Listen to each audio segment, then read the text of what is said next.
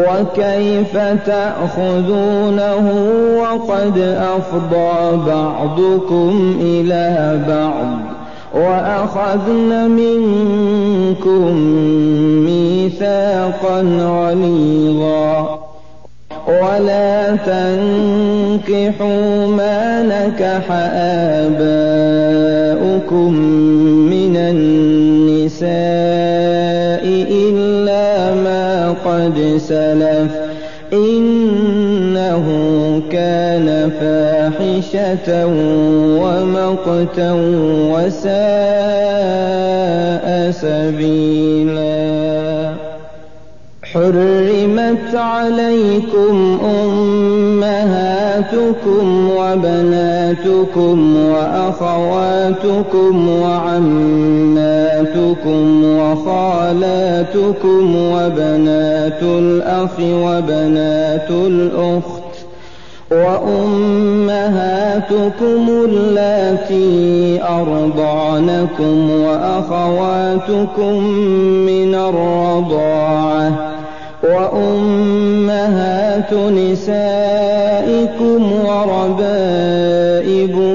اللاتي في حجوركم من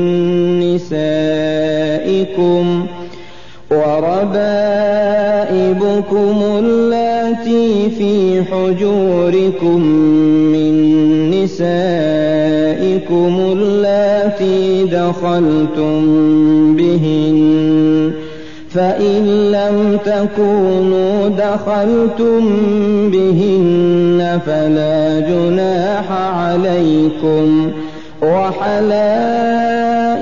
أبنائكم الذين من أصلابكم وأن تجمعوا بين الأختين إلا ما قد سلف إن الله كان غفورا رحيما.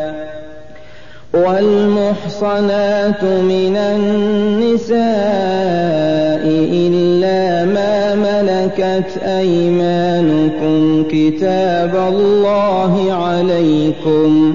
وأحل لكم ما وراء ذلكم أن تبتغوا بأموالكم محصنين غير مسافحين فما استمتعتم به منهن فآتوهن أجورهن فريضة ولا جناح عليكم فيما تراضيتم به من بعد الفريضة إن الله كان عليما حكيما.